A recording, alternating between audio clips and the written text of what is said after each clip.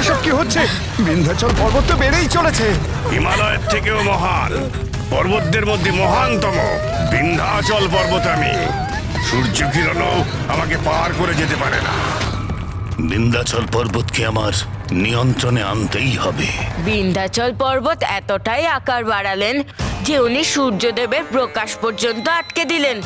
হ্যাঁ গণেশ, তখন ঋষি অগস্ত্য কি করলেন পিতা? বিন্ধ্যাচল পর্বতের কর্তব্য ওর বিশালতার মধ্য দিয়ে এখানকার গ্রামবাসীদের রক্ষা করা, কিন্তু সে এই মানুষগুলোর সঙ্গে শত্রুর মতো ব্যবহার করছে। অহংকারের পরিণাম এটাই হয়। এসব কি হচ্ছে? আমরা তো ভয়ঙ্কর বিপদের মধ্যে রয়েছি। এই শিলাখণ্ডের হাত থেকে আমরা নিজেদের রক্ষা করব কি করে? আমাদের তো সবার জীবন নষ্ট হয়ে যাবে। পিতা, আমাদের রক্ষা করুন পিতা। হে প্রভু, কোথায় যাব, কিভাবে পালাবো? কোনো স্থানই তো সুরক্ষিত দেখছি না। যে নিজের থেকেই নিজেকে পৃথক করে ফেলে, রক্ষক থেকে ভক্ষকে পরিণত হয়। বিন্ধ্যাচল পর্বতের এই বিশাল আকার আমাদেরকে ধ্বংস করে দেবে। প্রভু, বাঁচান আমাদের, রক্ষা করুন আমাদের বিপদের হাত থেকে। রক্ষা করুন, রক্ষা করুন আমাদের জীবন সম্পদ।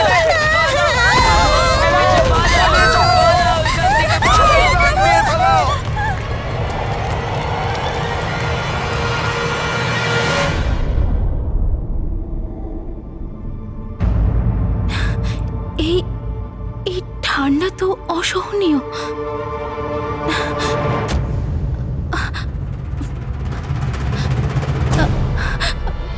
স্বামী,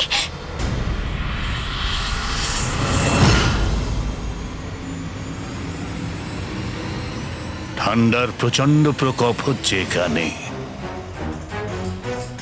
বিন্ধ্যাচল পর্বত সূর্যকিরণের সঙ্গে সঙ্গে তার উষ্ণতাকেও এখানে পৌঁছতে দিচ্ছে না। সেই জন্যই এখানকার উষ্ণতা কমে যাচ্ছে। যদি এইরকমই চলতে থাকে তাহলে এখানে সর্বত্র হিমবাহে পরিণত হবে।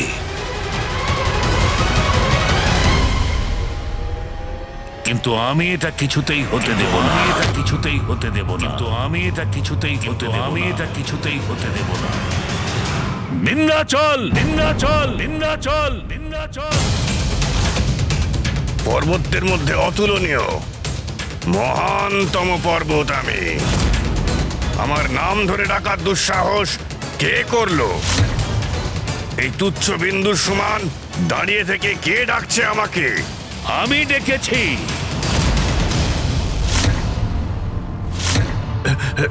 ঋষি অগস্ত্য এখানে? ঋষি অগস্ত্য এখানে, যার সম্মান দেবতারাই নয় ত্রিদেবও করেন, আর স্বয়ং আমার সামনে উপস্থিত। ধন্য হলাম আমি। সাবধান বিন্ধ্যাচল, কোথাও ভুল যেন না হয়। অহংকারে এতটাই ডুবে গেছো তুমি যে নিজের গুরুকে প্রণাম করার কথাও ভুলে গেছো। কি করে এত অহংকার হলো তোমার? এই ভুল আমার কি করে হলো?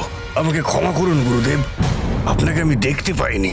যখন দম্ভে কারোর মাথা আকাশের চাইতে ওপরে উঠে যায়, তখন নিজেকে সে মহানতম মনে করবার ভ্রান্ত ধারণা করে, আর তখনই সে কাউকেই নজরে আনতে পারে না। বিন্ধ্যাচল, গুরুদেব ক্রোধিত হয়েছেন, আমাকে যেন অভিশাপ না দেন।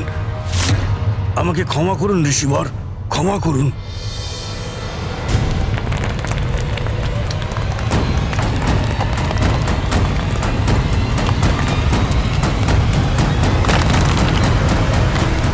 বিন্ধ্যাচলের অহংকার নিয়ন্ত্রণে তো চলে এলো। গুরুকে সম্মান করেছে ও, সেই জন্য ওকে আমি কোনো দণ্ড দেব না। কিন্তু ওর এই অহংকারের কোনো স্থায়ী উপায় করতে হবে।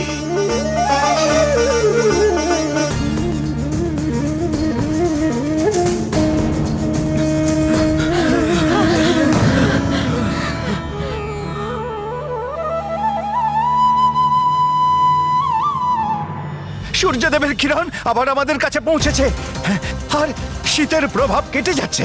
বিন্ধ্যাচল পর্বত মাথা নত করেছে। আমরা সুরক্ষিত পিতা, আর আমাদের পরিবারও সুরক্ষিত। পিতা, ঋষি অগস্ত্য তো ওনাকে মাথা নত করতে বাধ্য করলেন, কিন্তু ওনার অনুপস্থিতিতে যাতে পর্বতের অহংকার না বাড়ে তার জন্য কি উপায় করলেন পিতা?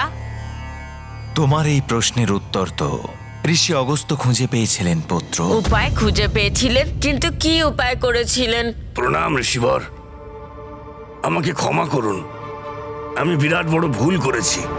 ভুলকে যে বিনম্রতার সঙ্গে স্বীকার করতে পারে সেই মহান হয়। আমি দক্ষিণ দিকের যাত্রায় যাচ্ছি, যতদিন না আমি ওখান থেকে ফেরত আসি তুমি এই অবস্থাতেই অবস্থান করবে। যথা আজ্ঞা গুরুদেব। অদ্ভুত, কত বুদ্ধিমানের সঙ্গে ঋষি অগস্ত্য বিন্ধ্যাচল পর্বতের অহংকার নিজের নিয়ন্ত্রণে আনলেন। হ্যাঁ পুত্র গণেশ, সেই দিনের পরে ঋষি অগস্ত্য দেবী লোপামুদ্রার সাথে দক্ষিণেই থাকলেন। তার ফলে বিন্ধ্যাচল পর্বতের মস্তক সর্বদা প্রণাম মুদ্রাতেই ঝুঁকে থাকল, আর তার ফলে সংসারে আর নতুন সংকট উৎপন্ন হলো না। হে মহাদেব, ঋষি অগস্ত্য বিন্ধ্যাচল পর্বতকে সঠিক শিক্ষা দিয়ে কেবল নিজের পথ সুরক্ষিতই করেননি, বরং ভবিষ্যতের জন্য বাকিদের পথও সুরক্ষিত করেছিলেন। আমাদের লক্ষ্যে একটা বড় বাধা আসতে চলেছে, এটা নিয়ে আমি বড় দুশ্চিন্তায় আছি। আমি আপনাকে সে কথাই বলার চেষ্টা করছি।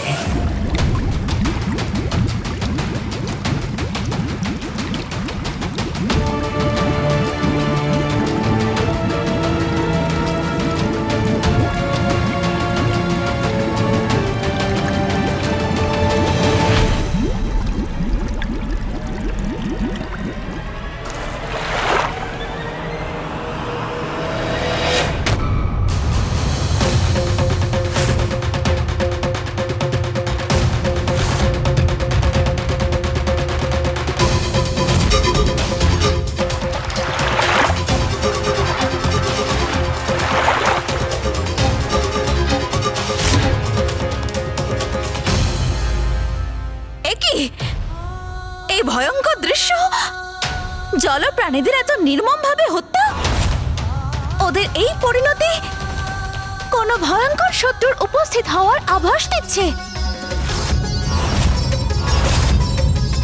কিন্তু কে আসতে পারে এখানে? এত বড় সাহস কার হতে পারে? অবশ্যই কোনো বিপজ্জনক দানব এসেছে এখানে। সে যেই হোক, আমাদের তাকে খুঁজে শেষ করে ফেলতে হবে।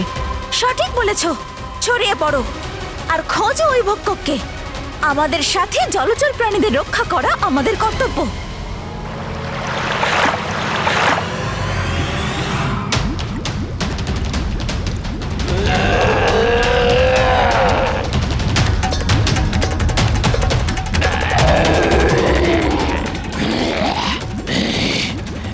চকচকে কি এটা?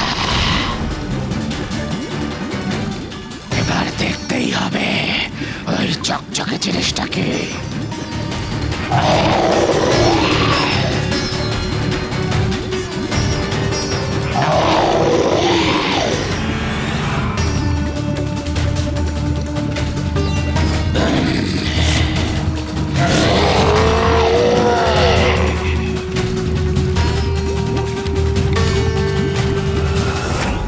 কে ওখানে?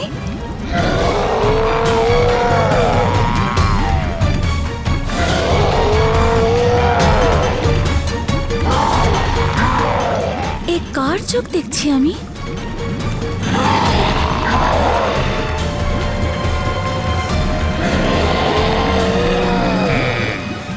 ভালো ভোজন।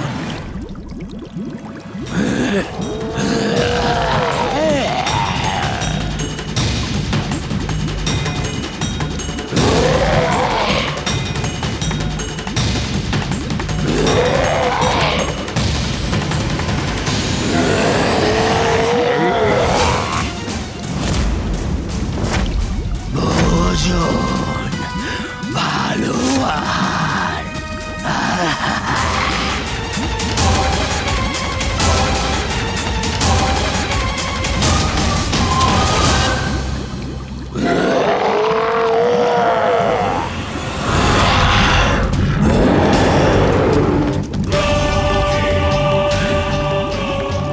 এসো নিচে।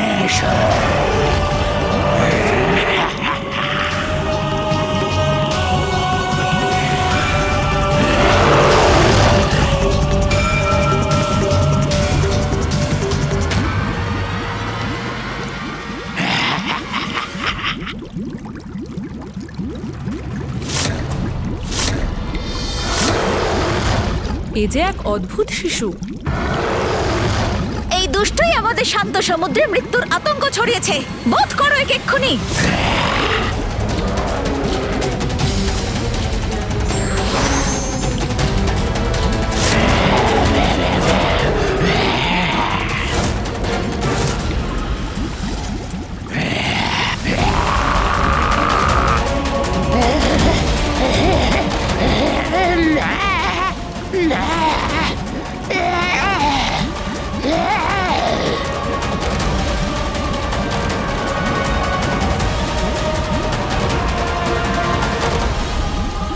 এ কি করছো তুমি?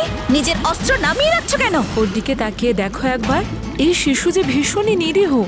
হয়তো ওর মাতা পিতা ওকে ত্যাগ করে দিয়েছেন, আর হয়তো খিদেও পেয়েছে ওর, তাই বোধহয় এরকম নিষ্ঠুর ব্যবহার করছে ও।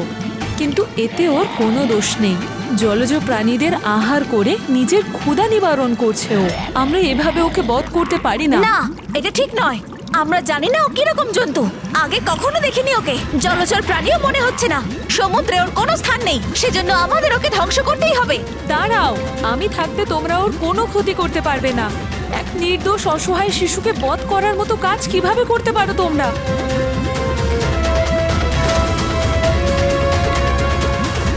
এসো শিশু, আমি তোমার খেয়াল রাখবো। আর আজ থেকে তোমার নাম হলো জলন্ধর। জলন্ধর। একদম ঠিক, তোমাদের খেয়াল রাখবে এই জলন্ধর। এখন তুমি সুরক্ষিত, একদম ভয় পাওয়ার দরকার নেই।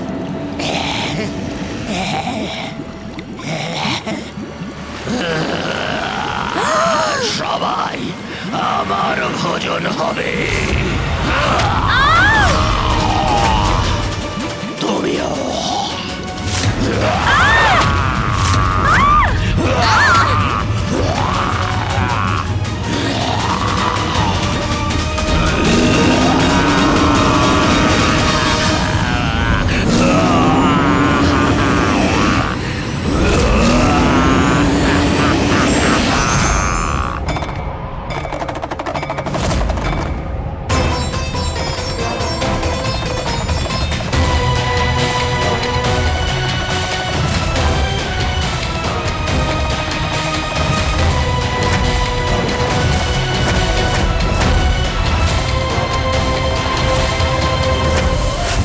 সাগরের ভেতর মহাদেবের ক্রোধাগ্নি থেকে উৎপন্ন এক মহা সংকটের চিন্তায় আমি উদ্বিগ্ন হয়ে আছি। তাহলে কি পিতা ঋষিবরের দক্ষিণে পৌঁছানোর সাথে সাথে মা লোপামুদ্রা নদীতে পরিবর্তিত হলো? না পুত্র গণেশ, সেই সুযোগ যে তখনও আসেনি। তখনও যে ঋষি অগস্ত্য দক্ষিণ দিকেই যাচ্ছিলেন। আর পথের মধ্যে কি হলো দক্ষিণের পথে পিতা?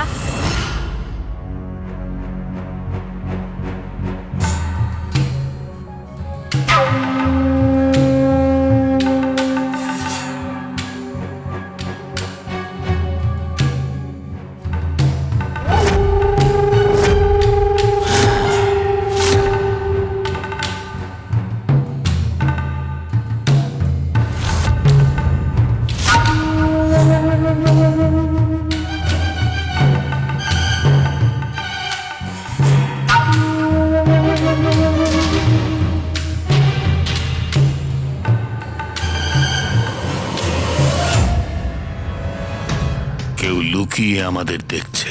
বাহ বাহ, উত্তম, অতি উত্তম। দেখো কি মোটা সোটা হৃষ্টপুষ্ট এক ঋষি।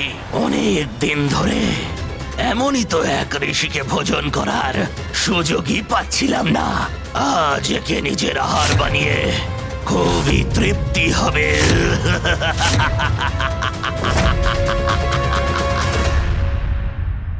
পিতা শীঘ্রই বলুন না, পথে ঋষি অগস্ত্য আর মাতা লোপামুদ্রার সঙ্গে কি হয়েছিল? কার সঙ্গে সাক্ষাৎ হয়েছিল? বাতাপি।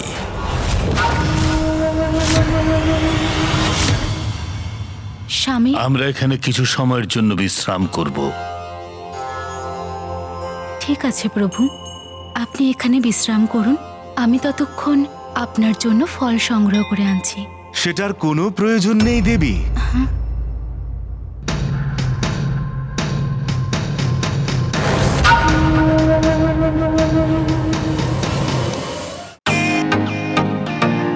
Welcome to Bitten world. How may assist you? নতুন ফ্ল্যাটের জন্য একটা স্ট্যান্ড ফ্যান আর কুলার নেব। এই পচা গরম থেকে একটু স্বস্তি চাই। বাজার চলতে সব ব্র্যান্ড আর ভরসাযোগ্য নয়। তার জন্য তো আমাদের ফ্যান আছে, all purpose bullet table fan, ceiling fan. আমাদের সিলিং ফ্যান কিন্তু 30 মাসের ওয়ারেন্টি সহ পাওয়া যায়। আছে ফারাটা 2 বছরের ওয়ারেন্টি, 17 থেকে 20 মিটার এয়ার ফ্লো, মধ্যবিত্তের সাধ্যের মধ্যে একমাত্র ভরসাযোগ্য ব্র্যান্ড বিটেন। আমাদের কুলারের কিন্তু অনেক range, 45 litres, 50 litres, 70 litres, 90 litres, 110 litres. Honeycomb সহযোগে বিটেনের সব কুলারের ওয়ারেন্টি 1 বছর। চেনা হাওয়ায় অচেনা অনুভূতির জন্য একমাত্র আদর্শ বিটেন। গরমে স্বস্তি পেতে বিটেনের ফ্যান হোক বা কুলার, আজই আনুন বাড়িতে। Beaten, digitally yours.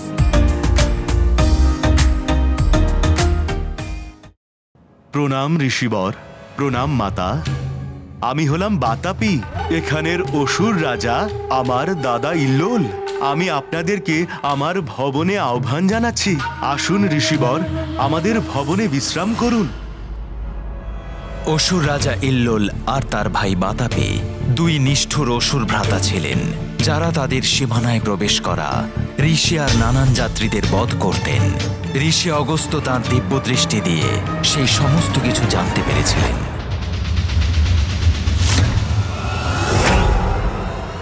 ইল্লোল পথের ক্লান্ত পরিশ্রান্ত যাত্রীদের ভোজনের জন্য আমন্ত্রণ জানাতেন। তারপর তার ভ্রাতা বাতাপিকে ছাগ রূপে বলি দিয়ে সেই অতিথিদের ভোজন করাতেন। ইল্লোল এই বর লাভ করেছিলেন যে তিনি কোনো মৃত প্রাণীর নাম ধরে ডাকলে সে পুনরায় বেঁচে উঠত। নিজের অতিথিদের বাতাপিকে ভোজন করিয়ে ইল্লোল বলতেন, বাতাপি, জীবিত হয়ে বাইরে এসো। তখন তার ভাই জীবিত হয়ে অতিথিদের উদর ভেদ করে বাইরে আসতেন। তারপর 2 ভাই সেই মৃত অতিথির সমস্ত কিছু হরণ করে তাকে আহার রূপে গ্রহণ করতেন। বাতাপি, জীবিত হয়ে ফিরে এসো।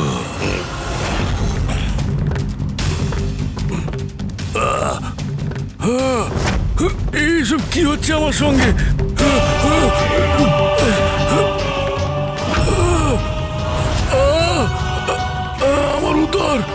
আমার উদর বেড়ে যাচ্ছে।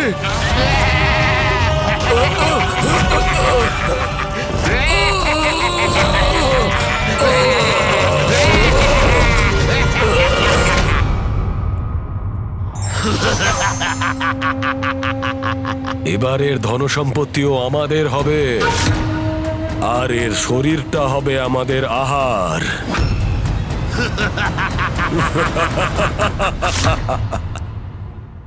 আপনি আসবেন তো ঋষিবর? অবশ্যই।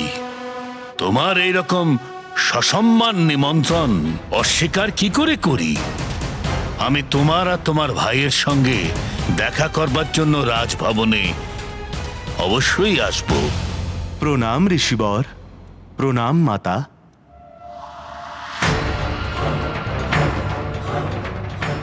অবশ্যই তোমাকে আসতে হবে, কিন্তু বেঁচে এখান থেকে ফিরতে পারবে না। তোমাদের এই বিকারের শাস্তি অত্যন্ত আবশ্যক।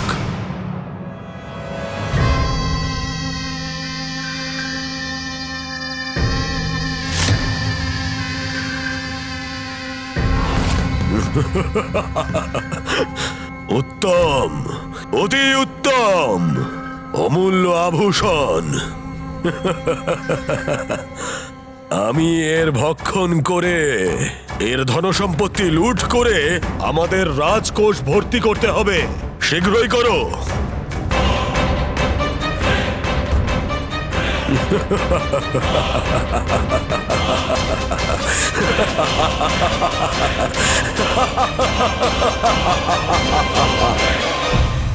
অসুর রাজা ইল্লল আর ওনার ভ্রাতা বাতাপি ঋষিদের সংহার করে ওনাদেরকে নিজেদের আহার হিসেবে গ্রহণ করতেন।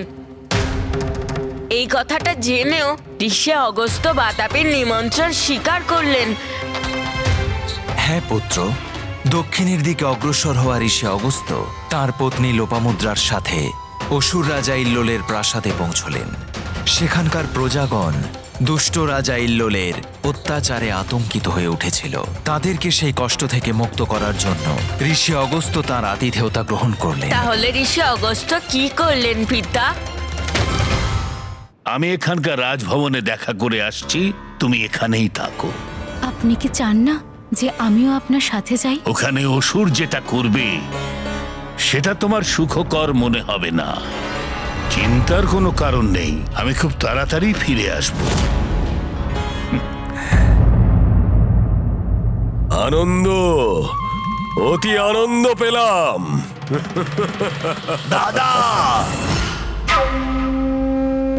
তোমার এই প্রসন্নতার কারণ আমি বুঝতে পারছি না। ভ্রাতা বাতাপি, অসংখ্য মুদ্রা, বহুমূল্য রত্ন, অমূল্য আভূষণ প্রাপ্ত করেছি ওই ব্যবসায়ীর ভক্ষণ করে, আর তুমি বলছো যে প্রসন্নতার কোনো কারণ নেই? সে ভোজন সুস্বাদু ছিল না, খেতে বড়ই কুৎসিত, শরীরে হাড় ভর্তি, মাংস কম। আমি তো এক সুস্বাদু হৃষ্টপুষ্ট ব্রাহ্মণকে ভোজন করতে চাই, আর এমনই এক ব্রাহ্মণ আমি বনের মধ্যে পেলাম। আমন্ত্রণ জানিয়েছে, এক্ষুনি আসবে।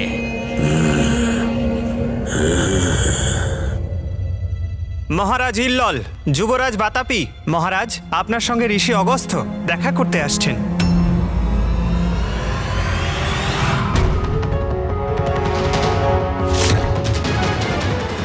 আপনাকে স্বাগত ঋষিবর।